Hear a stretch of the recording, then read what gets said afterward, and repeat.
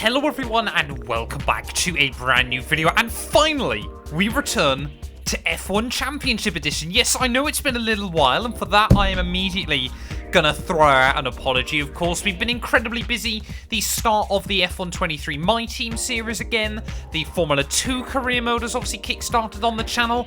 We just simply haven't had the time for F1 Manager in the last couple of weeks. But I certainly haven't forgot about this game. You know, very, very much looking forward to jumping back into it today. You know, I have seen a lot of comments from you guys as well. You know, this is probably the most requested series I have on the channel at the moment. So, you know, definitely it is not going to be going anywhere anytime soon. Championship-wise, it is still Michael Schumacher at the top of the table. 19 points clear of Giancarlo Fisichella. Remember, of course, there is only 10 points for a win in this series, so yeah, he's got almost a 2-race victory margin at the top of the table. We're still sat down in 20th overall in the drivers' table, and Midland, yeah, unfortunately, are down in 11th so far in the Constructors' Championship. But we head to Circuit Gilles Villeneuve this weekend, and I'm going to preface this with something. This isn't actually the first time I've recorded this race. I attempted it actually last week. I was going to try and get the video out Friday, and my other controller completely disconnected, so I got sent straight to the wall on about lap 2. So I'm never touching that controller again, and yeah, it's not my first time heading to Montreal on this game. Luckily, I forgot to save it. Of course, I genuinely had just forgot to save the game. But yeah, we're going for attempt 2 here at Canada. We're heading back then out onto the Montreal circuit. One of the big things that I certainly learned, and that you guys have been screaming at me in the comments over the last few videos, is I need to actually up the traction control and the stability management on the game. That's been why I've been struggling so much in recent races, of course, because, you know, the car's just been all over the show. So we're going to remember to put that straight back up as early as possible here. But yeah, I only need to do, you know, a few laps worth of practice because that's scary. Yeah, I shouldn't need to do too much practice, of course. You know, like I said, I have already attempted to race around this circuit.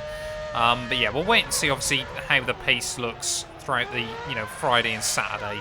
We're making our way then through the final chicane to finish off my first lap here in free practice. Like I said, it's a bit more just getting back up to speed. And a 1:16.1 there.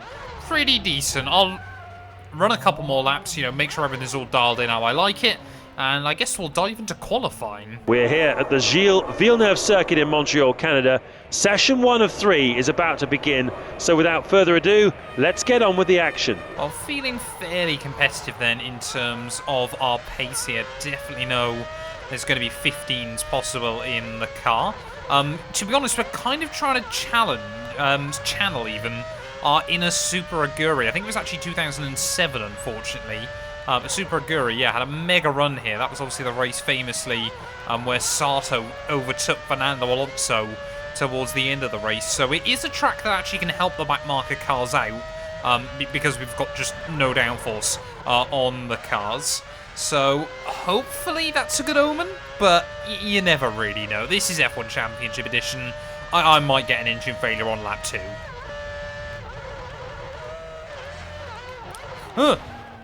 Oh, that was so lucky. That was so lucky. I don't know how we didn't lose a wheel there early on in qualifying. Gotta be so careful of that as we go through the weekend. But anyway, first qualifying lap starting.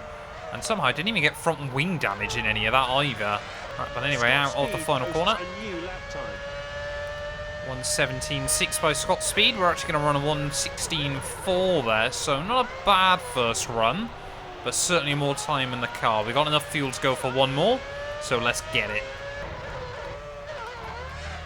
No. Okay, there we go. That's first qualifying, or at least our first run, kind of over then. Just a little bit of a half spin when I was a good 3/4 tenths up. We might need to try and go for another run, though, before the end of Q1, just to know we're safely through. We're currently still in P14 then. We've got time for one more lap here in Q1. Rubens Barrichello, though. Of course, Honda have been doing really, really well early on this season. I'm sure he's going to try and improve towards the end of this first session. So that would instantly knock us down to P15. There are a lot of quick cars that are still behind us in the running order. I think we've got David Coulthard all over my trumpet as we make our way over the start-finish line. We've got plenty more cars as well coming out for their final run. Hopefully they're going to stay out the way. It's a Ferrari. Is that Schumacher or is that Felipe Massa? Whoever it is, they better move, because this is going to get really, really frustrating very, very quickly there. Nice line. Oh, a little bit too aggressive on the way through. They will just about jump out the way in the end. Not ideal. But we're still 2 tenths up, though, as we get to the end of Sector 1. A little bit out of shape there as we try and get out onto the back straight. His flying lap. He's made quite an impact with that lap. Heifeld apparently improving as we make our way towards the end of Sector 2. They're right up against the wall off of the corner. So completes his flying lap. He's done what was expected, really. There you go. So Takuma Sato there, probably right at the back of the field. We're another 10th up, though, at the end of Sector 2. As now we're getting a proper look at everyone there. Do not want to be out of there as we make our way in towards the final corner. We've got a Ferrari, though, still breathing down my neck. That thing is so quick. Ready to start his... Yeah, great. We had to turn in, and Michael Schumacher, he's not even on a lap. He's not even on a lap. And he's gone and just absolutely sent me through the final couple of... That was brave by that Renault as well. But yeah, we are going to end up then, at very best, in P14 here. We'll continue in a few moments with the second knockout session, where we'll decide grid positions 16 to 11. There was only a 10th in it then at the end of Q1, but we have made it through and into Q2 here at the Circuit Gilles Villeneuve. Just 2 seconds clear of my teammate Christian Albers. There were 22, there are now 16. Times really haven't tumbled then as we get into Q2. Mark Webber there, currently inside the top 10, and he's on a 1:16.3. So, oh, don't say whoever's this is, McLaren, I think. Yep, gonna dive me and then park it. Why are you going? He's just finished his lap. Don't block me now, please, as I think that's Montoya. Will kind of half jump out of the way again, so not really sure what's going on there. Are they just desperate to try and burn fuel or something like that? I don't really know, but we need to try and get a good Q2 run in, because there is a chance. He'll be disappointed with that. The car just didn't seem to have the same balance. So careful on the controller through the chicanes. You just never quite know what the front end's going to do next. I'm seeing a lot of AI improve those as we round our way through the final corner. Fisichella now on a 1:15.7 is at the bottom of that drop zone, but we're going to obliterate that. A 15.2. Where did that come from? Well, I have no idea where that lap time came from then at the end of Q2, but we are into Q3 for the second weekend in a row, and P6 there showcases we've got quite a lot of pace in the car. A second clear of the Red Bulls there, and yeah, knocking out Jarno Trulli in that second session. I guess the real question now is, how much fuel do we put in the car ready for the end of quali? As we enter the final stage of qualifying, the shootout stage, the slate is wiped clean, and the 10 remaining drivers each have an equal opportunity to try and get that all-important pole position. Well, I think sensibly we're going to have to one-stop this. We know, you know, how long pit stops can take on this game. Do we underfuel? No, I think I'm going to slightly overfuel the car, actually. That means, you know, if the tyre wear is bad in the race, then obviously we can box slightly early. Montoya leaving the pit lane, signalling the start of the third session.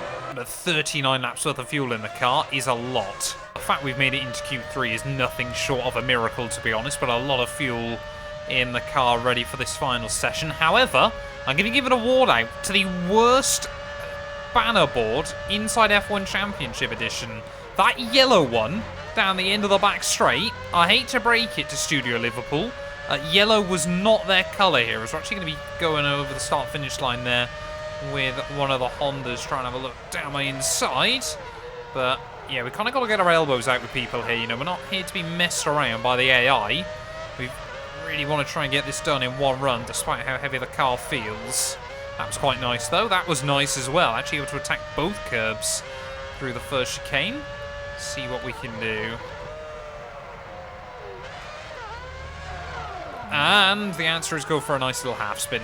Montoya sets the pace. No, instantly Felipe Massa sets a quicker pace as we get to the final chicane. We've still got that Honda. We'll send it. Really not a great first lap here. And I think we're almost 3 wide as we get towards the start-finish line there. A 1:19.6 is certainly not something to ride home about. We'll go for another one.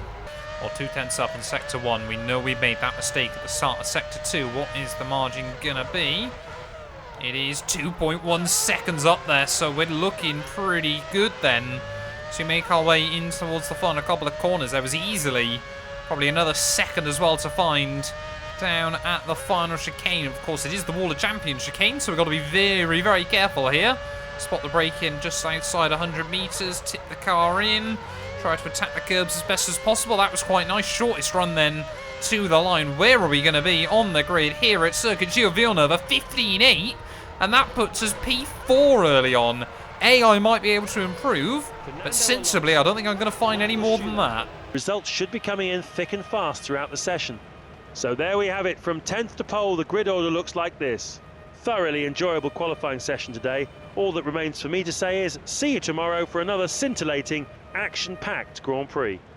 Again, I have no idea how we've managed that there. We've actually ended up staying in P4 at the end of qualifying there. We've out-qualified both McLarens by 0.3 of a second in all of this, so we can be quite happy with that. It's our best qualifying session of the year, I think tied with Bahrain. I guess we've just got to try and survive lap 1 this weekend and work our way from there. Welcome to marvellous Montreal, the home of the Canadian Grand Prix. Yes indeed, it's race day in Montreal and we have a 112,000 sellout here at the Gilles Villeneuve circuit. The track itself is a series of very similar sections with long straights, slow corners and heavy braking zones. It's a circuit that requires stability under braking, low drag down the straight and good traction on the exit of the corners, and as always, grid position is critical. Pretty much perfect weather conditions for racing here today, so we should see some very competitive lap times during this race. Lining up on pole is Fernando Alonso. Second on the grid is Felipe Massa. Third is Michael Schumacher. With you completing row 2. Montoya takes 5th. Kimi Raikkonen is next to him in 6th. Button is 7th. 8th is Fisichella. Well, I can't lie, I am nervous ready for this race. These first few bends, although we've had the tyre blankets on, the tyres still aren't up to race temperatures yet. Apparently as well, someone in my Twitch chat was telling me that the engineer inside this game is actually Fernando Alonso's real engineer from 2006. I wonder if... Straight, weave the car left and right to get more heat into the tyres. This should help you get away from the lights once the race starts. I wonder if Fernando found him as annoying as I already do. Where's Jeff when you need him? Our reigning world champion then, Fernando Alonso, lining up on the pole here today. I believe he still hasn't won a race this season. It really has been the Michael Schumacher show throughout most of the early campaign. But will Fernando finally trade a blow this weekend? Rounding our way through the final chicane. You can see there we've got pretty much perfect tyre temperature. A little bit of beef obviously with Michael Schumacher after qualifying. Boy oh boy would I love to go around his outside down at turn 1. But now the tyres are going to cool off though as we get ready for the start. We're desperately hoping those cars at the rear of the field catch up quite quickly so we can kick-start the Canadian Grand Prix. Don't go anywhere. Turn up the volume and enjoy. Here we go. We are racing! I just want to survive lap 1 here, I'll be honest. Great start, as does Massa. Here come the drivers ploughing into the first corner. Oh, Massa, why? Oh, damn it. I'm not anymore. There's been an incident at turn 2. It's Villeneuve! Looks like his left rear tyre has taken a bit of damage. He's very lucky that little incident hasn't ended his race today. It was Speed who was also involved. That incident doesn't seem to have done him too much harm. I can't believe that. I can't believe that. Felipe Massa there just parks it on the exit. We went round the outside of Schumacher at turn 1, just like I'd said I hoped to do.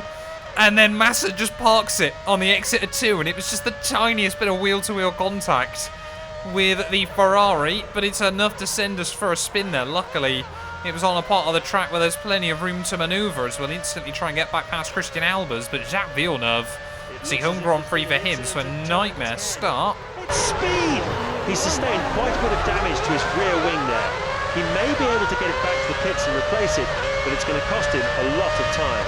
A bit of a scrape there, but at least he won't need to retire. It was Trulli who was also involved in that. He seems to have got away with no damage though. Very lucky indeed. Well, Scott Speed then getting involved in it all on that one, but yeah, I also realised I'd forgot to put the traction and the stability up. So that might explain as well why we struggled to put the power back down out of turn 2. Looks like this. Alonso leads. Massa is second. Michael Schumacher third. Montoya fourth. He's moved up from 6th. Next is Ralf Schumacher. Raikkonen 6th. He's down from 5th. Fisichella 7th. And Webber is in 8th place. Well, it's certainly been a chaotic start to the Grand Prix. There's Downey inside of yet another 2 cars. I'm a little bit nervous, though, about Jacques Villeneuve at the front. You know, whether he's just going to get in the way and block a lot of people. Looks like the first few cars have been able to navigate him. But, yeah, what a nightmare. Oh, hello. Around the outside of Heidfeld. BMW Sauber really struggling. But we're making good progress then early on. I'm going to try and be aggressive at the start of the race here. You know, really do feel like this is a good place to try and score some points.